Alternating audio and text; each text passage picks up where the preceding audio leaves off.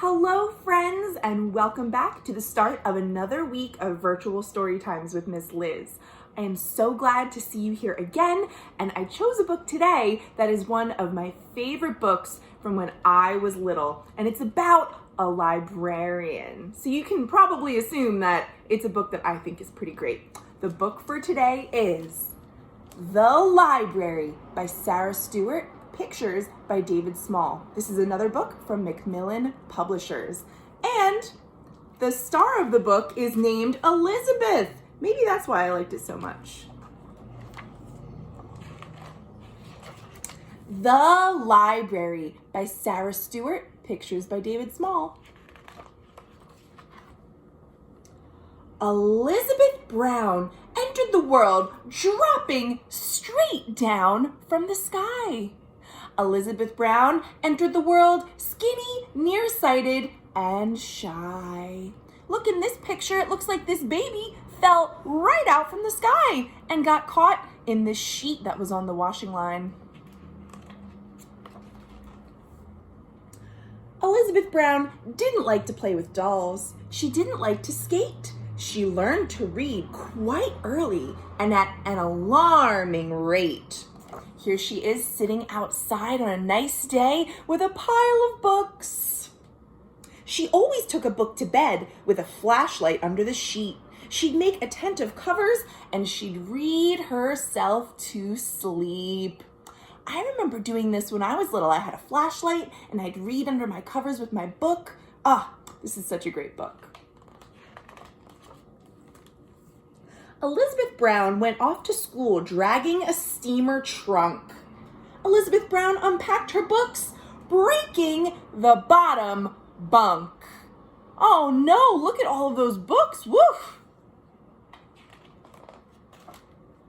She sat in all her classes and doodled on a pad, adrift in dreams of entering a reader's Olympiad. Looks like her teacher's not so happy that she's not paying attention. Elizabeth Brown manufactured library cards and checked them out to friends, then shocked them with her midnight raids to collect the books again. Here she is in her pajamas. Her friend had to give her books back. I guess they were overdue. Elizabeth Brown preferred a book to going on a date. While friends went out and danced till dawn, she stayed up reading late. She took the train one afternoon and promptly lost her way. So she bought a house and settled down to tutoring for pay. Elizabeth Brown walked into town summer, fall, winter, and spring.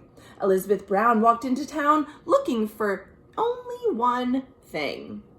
She didn't want potato chips. She didn't want new clothes. She went straight to the bookstore.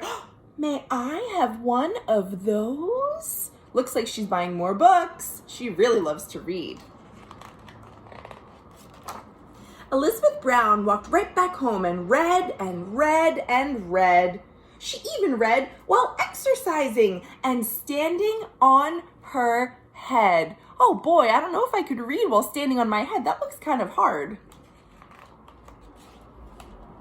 She made a list of groceries and tucked it in her book, then lost the lists among the fruits and left with nothing to cook. She read about Greek goddesses while vacuuming the floor. Attending only to her book, she'd walk into a door. Thump! Oops. Books were piled on top of chairs and spread across the floor. Her shelves began to fall apart as she read more and more. Big books made very solid stacks on which teacups could rest.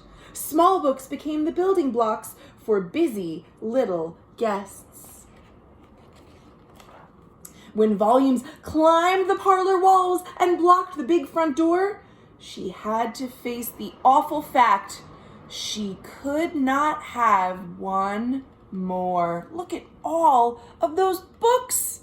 You could barely see the rest of her house. It's just all books. Elizabeth Brown walked into town that very afternoon. Elizabeth Brown walked into town whistling a happy tune. She didn't want a bicycle. She didn't want silk bows. She went straight to the courthouse. May I have one of those? She got some very important paperwork. The form was for donations. She quickly wrote this line: I, E. Brown, give to the town all that was ever mine. So she's going to give them, I guess, all of her books. And look, here her house has been turned into the Elizabeth Brown Free Library. And look at all these people going to pick out books from the library. How wonderful. Elizabeth Brown moved in with a friend and lived to a ripe old age. They walked to the library day after day and turned page after page after page. She really loves cats too. Have you noticed how many cats were in the book? There were some cute cats on this page where she's sitting with her friend reading by the fire. She has a cat on her lap, and so does her friend.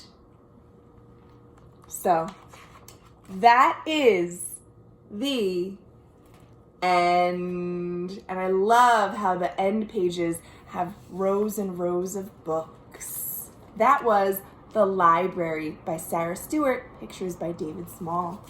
I hope you guys enjoyed that book. It really makes me miss the library, so I cannot wait until one day we can all be there together again. Tune in tomorrow for another virtual story time. Tomorrow we'll read a book that's for younger readers because this was kind of a longer book and better for older kids. So come back tomorrow for something good for little ones and everyone.